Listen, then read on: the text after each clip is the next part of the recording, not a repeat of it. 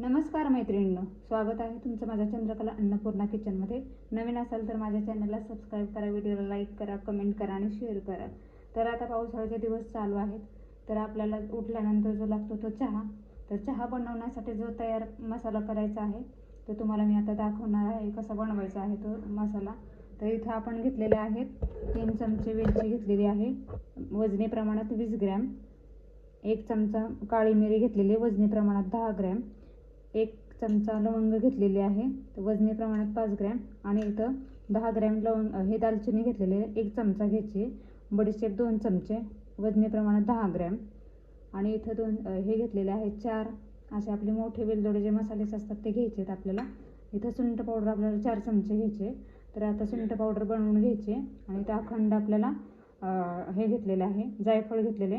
तर आपल्याला ह्याचा निम्माच वापर करायचा, निम्म्या जायफळाचा. तर आता आपण कृतीकडे वळूयात आणि याची पावडर करून घेऊयात. चला तर मग आपण पुढच्या भागाकडे वळूयात. तर इथे मी आता कढई गरम करायला ठेवलेली आहे. आधी पहिल्यांदा आपण काय करूयात, बडीशेप भाजून घेऊयात. अगदी मंद असं भाजून घ्यायचे आपल्याला, मंद गॅसवरच भाजून घ्यायची आपल्याला बडीशेप.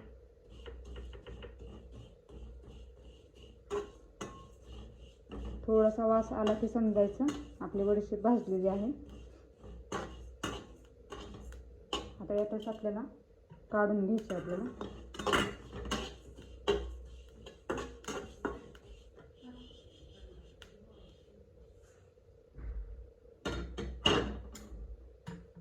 यातच घालायच्यात आपल्याला, वेलदोडे घालून घ्यायच्यात याच्यात.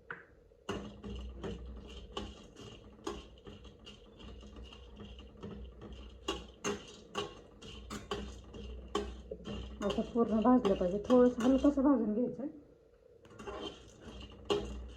त्याच्यातच मसाले घालायचे, लवंग घालायची, काळी मिरी घालायची याच्यात आणि दालचिनी घालून घ्यायची आपल्याला. हलकंसं भाजून घ्यायचं, अगदी मंद गॅसवर तो भाजून घ्यायचं सगळं. आता हे हलकंसं आपलं भाजून घेतलेलं आहे आपण. तर आपल्याला जे मसाले वेलची घेतलेली आहे ना, त्याच्यावरचं टरफल काढायचं ना, आतले जे बी आहे ना ते याच्यात टाकायचं आपल्याला. तेही हलकंसं त्याच्यातच भाजून घ्यायचं आहे आपल्याला. हे सगळं जिन्नस भाजूनच आपल्याला थंड करायला ठेवायचं थोड्या वेळासाठी. मस्त असं भाजलेलं आहे. आता गॅस बंद करते मी. आता याच्यातच आपण हलकंसं असं भाजून घेऊयात.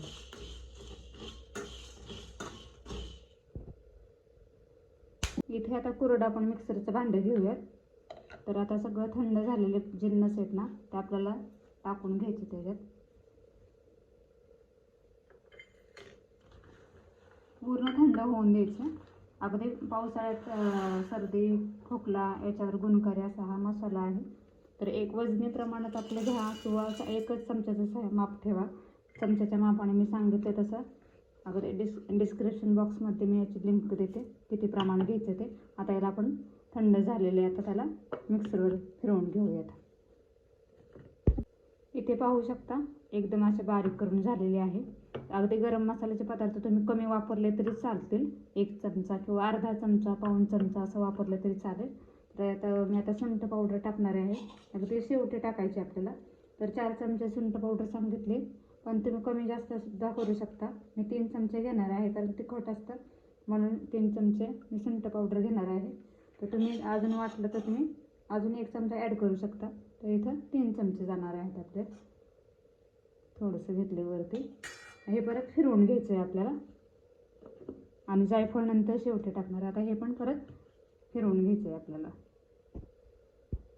बघू शकता असं किती छानसं असं झालेलं आहे आपलं. तर तुम्ही अगदी अर्धा चमचा जरी काळी मिरी, लवंग आणि दालचिनी घेतली तरी चालेल. गरम असल्यामुळे मसाले ते तिखट असतात म्हणून जरा. आणि याच्यातच मी आता जायफळ हे करणार आहे. अर्धा घ्यायचं किंवा तुम्हाला अख्खं नाही घालायचं आपल्याला, फक्त अर्धा किसून घ्यायचं आहे. याच्यातच करायचं आहे आपल्याला.